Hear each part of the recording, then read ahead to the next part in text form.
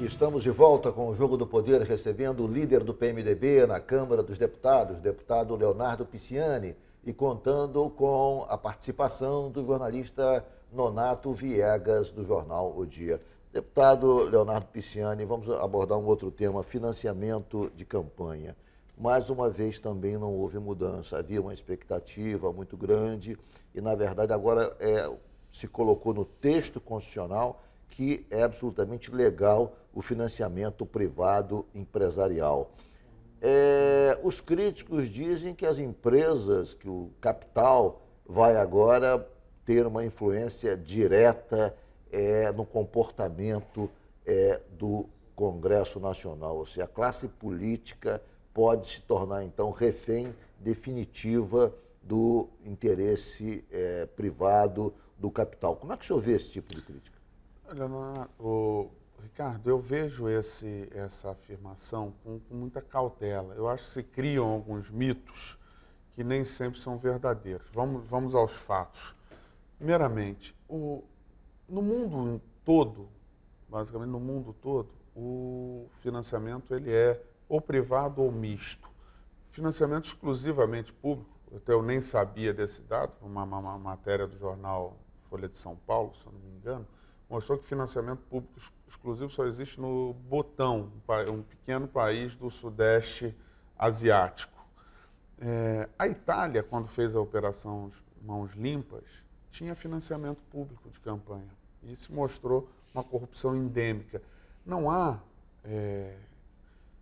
esta correlação específica entre a corrupção e o financiamento privado. Agora, financiamento não privado. Poderia ter havido então, um pouco mais de, digamos, de tentativa de dar coerência... A corrupção existe porque tem corrupto, não é porque tem financiamento de eleição. Nessa busca do aperfeiçoamento do sistema, não poderia ter se tentado dar coerência, pelo menos, ao financiamento privado? Por exemplo, nos Estados Unidos, como o senhor falou, quem contribui para um partido não contribui para outro. Quer dizer, essa aposta generalizada de você colocar, de você apostar no seu concorrente e também no candidato da oposição, isso mostra uma falta de critério, uma absoluta balbúrdia. Essa é uma tese defendida pelo PMDB. Nós achamos que o financiamento deve ser misto, né, público e privado, aliás, até porque nós temos financiamento público no Brasil, como o tempo de rádio e televisão é público. É um financiamento público das eleições. Se você comunga com as ideias que o partido defende, você ajuda a financiar aquele partido.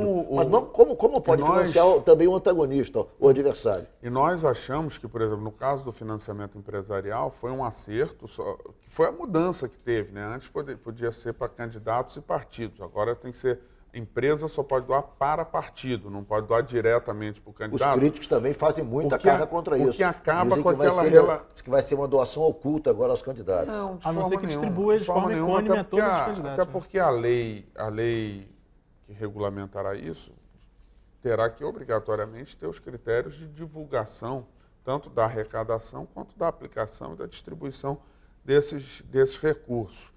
O que eu acho é que acaba com a relação interpessoal, ela torna uma relação mais institucional. A empresa não vai procurar, ou o candidato procurar diretamente a empresa para pedir financiamento. Isso tem que ser feito através do partido. O PMDB defende a tese de que a empresa deve doar, pode doar, agora deve escolher apenas um partido para doar. Essa é uma tese defendida pelo nosso partido. Nós somos contra o financiamento público exclusivo, porque nós achamos que o país não tem 7, 8, 10 bilhões para tirar de outras áreas e pagar eleição, mas nós achamos que a empresa deve ser permitida doar apenas a fazer o que você disse, fazer apenas uma opção. Aliás, Ricardo, você falou nos Estados Unidos, recentemente, o Congresso americano aprovou uma norma de que apenas, aliás, na contramão do que ocorria no Brasil, que apenas pessoas físicas podiam doar. E a Suprema Corte norte-americana, ao contrário do que vinha decidindo o Supremo Tribunal Federal Brasileiro,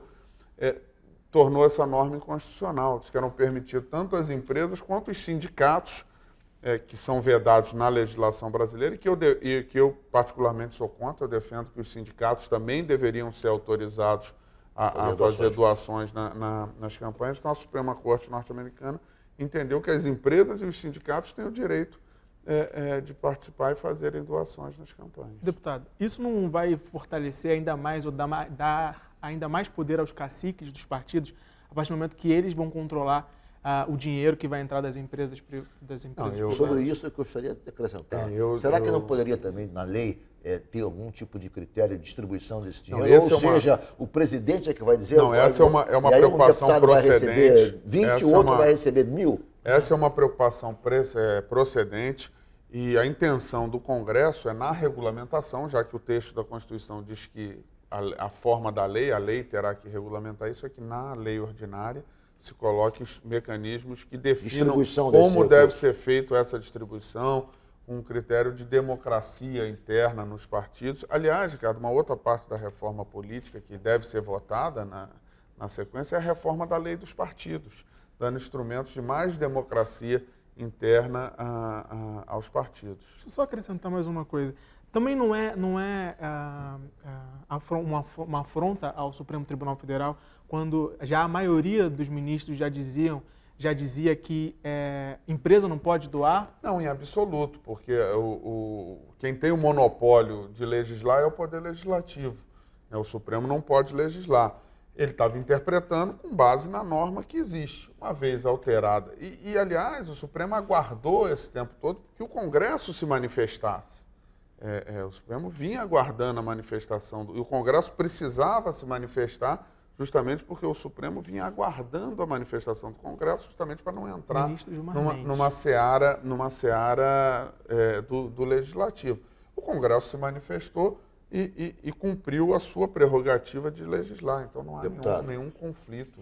Os opositores dessa proposta estão impetrando agora o mandado de segurança do Supremo Tribunal Federal, alegando que ela é inconstitucional, porque, de acordo com o texto da Constituição, essa matéria foi examinada na terça-feira e não poderia voltar a ser examinada na mesma sessão legislativa, ou seja, somente em 2016 esse tema poderia ser novamente analisado. Como é que o senhor vê esse tipo de crítica? Ricardo, isso é o chamado choro de perdedor. Deviam ter, eu creio que na democracia você deve saber respeitar o resultado você deve fazer a disputa, colocar o seu ponto de vista, mas tem que respeitar o resultado da maioria. Por exemplo, nós defendemos o Distritão, perdemos e respeitamos a vontade da maioria. O que houve, e aí é simples entender, nós tivemos uma votação que previa que o financiamento por empresas podia ser dirigido a partidos e a candidatos. Essa foi vetada. Essa foi rejeitada. E depois nós tivemos uma votação de algo que é absolutamente diferente, apesar de você poder dizer que é parecido, que era se o financiamento é privado, mas só pode doar para partido, a empresa só pode doar para partido, não pode doar para candidato. Então são temas diferentes, não foi rejeitado o mesmo tema, foi rejeitado como financiamento público exclusivo foi rejeitado, como financiamento por pessoa física foi rejeitado. Todos os modelos tinham sido rejeitados. Nós estávamos indo para uma forma que a gente não ia ter financiamento. Não era público porque foi rejeitado. Não era por pessoa física exclusivamente porque foi rejeitado. Não era por empresa porque foi rejeitado, sendo para candidato e sendo para... O próprio PT tinha uma outra emenda para ser votada depois que previa o financiamento podendo ser metade para a empresa, metade para candidato, metade para o partido, por pessoa física, até um determinado teto. Era o mesmo tema. O senhor teme que possa haver alguma posição do Supremo invalidando a decisão da Câmara? Não acredito. Primeiro porque o Supremo não costuma se meter em matérias internas do Congresso Nacional e nem pode se imiscuir.